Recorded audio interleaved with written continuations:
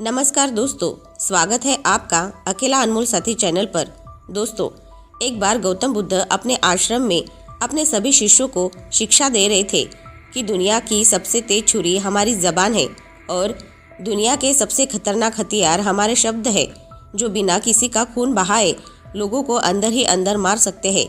हमारे शब्द हमारी ताकत हो सकते हैं, लेकिन ये हमारी सबसे बड़ी कमजोरी भी हो सकते हैं।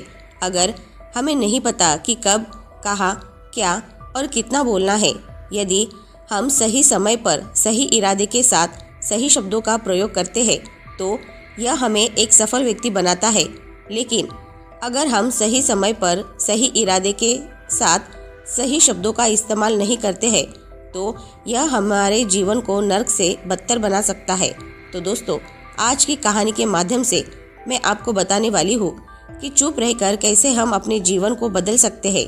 आपको चुप रहने की शक्ति का एहसास इस वीडियो में होने वाला है। तो चलिए शुरू करते हैं आज की इस कहानी को। एक व्यक्ति, कोई जिज्ञासु, एक दिन आया। उसका नाम मोलुकपुत्र था। एक बड़ा ब्राह्मण विद्वान 500 शिष्यों के साथ बुद्ध के पास आया था। निश्चित ही उसके पास बहुत सारे प्रश्न थे। एक बड़े विद्वान के पास ढेर सारे प्रश्न होते ही है, समस्या ही समस्याएं। बुद्ध ने उसके चेहरे की तरफ देखा और कहा, मोलुकपुत्र, एक शर्त है। यदि तुम शर्त पूरी करो, केवल तभी मैं उत्तर दे सकता हूँ। मैं तुम्हारे सिर में भनभनाते प्रश्नों को देख सकता हूँ। 1 वर्ष तक प्रतीक्षा करो, ध्यान करो, मौन रहो। जब तुम्हारे भीतर का शोरगुल समाप्त हो जाए, जब तुम्हारे भीतर की बातचीत रुक जाए, तब तुम कुछ भी पूछना और मैं उत्तर दूंगा। ये मैं वचन देता हूँ। मोलुकपुत्र कुछ चिंतित हुआ। 1 वर्ष केवल मौन रहना और तब यह व्यक्ति उत्तर देगा, और कौन जाने कि वे उत्तर सही भी है या नहीं। तो हो सकता है 1 वर्ष बिल्कुल ही बेकार जाए, इसके उत्तर बिल्कुल व्यर्थ भी हो सकते हैं। क्या करना चाहिए? वो दुविधा में पड़ गया। वो थोड़ा झिझक भी रहा था। ऐसी शर्त मानने में इसमें खतरा था। और तभी बुद्ध का एक दूसरा शिष्य सारिपुत्र जोर से हंसने लगा। वो वहीं पर पास में बैठा था, एकदम खिलखिलाकर हंसने लगा। मोलुकपुत्र और भी परेशान हो गया। उसने कहा, क्या बात है, तुम क्यों हंस रहे हो? सारिपुत्र ने कहा, इनकी मत सुनना, ये बहुत धोखेबाज है। इन्होंने मुझे भी धोखा दिया। जब मैं आया था, तुम्हारे तो केवल 500 शिष्य है, मेरे 5000 थे।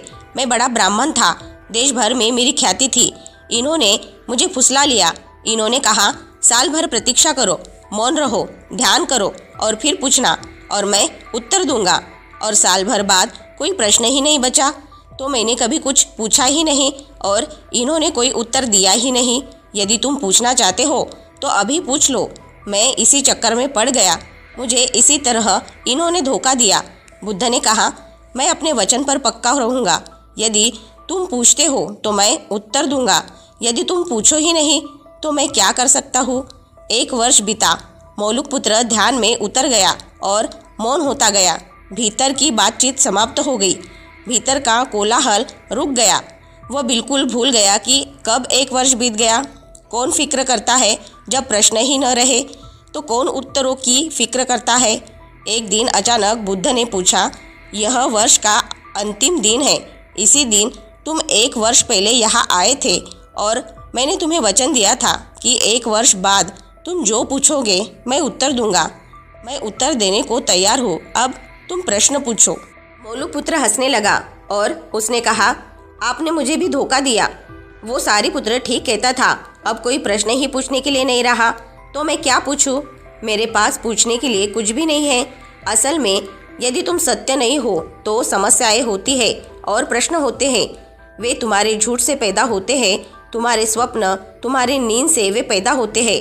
जब तुम सत्य, प्रामाणिक, मौन, समग्र होते हो तो वे तिरोहित हो जाते हैं। मेरी समझ ऐसी है कि मन की एक अवस्था है जहाँ केवल प्रश्न होते हैं और मन की एक अवस्था है जहाँ केवल उत्तर होते हैं, और वे कभी साथ साथ नहीं होते। यदि तुम अभी भी पूछ रहे हो तो तुम उत्तर नहीं ग्रहण कर सकते। मैं उत्तर दे सकता हूँ, लेकिन तुम उसे ले नहीं सकते। यदि तुम्हारे भीतर प्रश्न उठने बंद हो गए हैं तो मुझे उत्तर देने की कोई ज़रूरत नहीं है। तुम्हें उत्तर मिल जाता है। किसी प्रश्न का उत्तर नहीं दिया जा सकता है। मन की एक ऐसी अवस्था उपलब्ध करनी होती है जहाँ कोई प्रश्न नहीं उठते। मन की प्रश्न रहित अवस्था ही एकमात्र उत्तर है। यही तो ध्यान की पूरी प्रक्रिया है। प्रश्नों को गिरा देना, भीतर चलती बातचीत को गिरा देना। जब भीतर की बातचीत रुक जाती है तो ऐसा असीम मौन छा जाता है। इस मौन में हर चीज़ का उत्तर मिल जाता है। हर चीज़ सुलझ जाती है, शाब्दिक रूप से नहीं, अस्तित्वगत रूप से सुलझ जाती है। कहीं कोई समस्या नहीं रह जाती। दोस्तों, शांति हमारे मन और मस्तिष्क को एकाग्र करती है और यह एकाग्र मनस्थिति जीवन की दिशा को निर्धारित करने में सहायक है। इसीलिए दिन भर में कुछ समय हमें अवश्य निकालना चाहिए जब हम शांति से बैठकर मनन कर सके। अन्यथा शोरगुल भरी इस दुनिया में हम उलझ कर रह जाएंगे। हम कभी ना खुद को जान पाएंगे ना अपने मन को। बस दुनिया की भेड़ चाल में चलते चले जाएंगे। जब आँख खुलेगी तो बस पछतावा होगा कि जीवन की ये दिशा हमने कैसे निर्धारित कर ली। हम चाहते तो कुछ और थे, जबकि वास्तव में हमने तो वही किया जो दुनिया ने कहा। अपने मन की बात सुनने का तो हमने समय ही नहीं निकाला।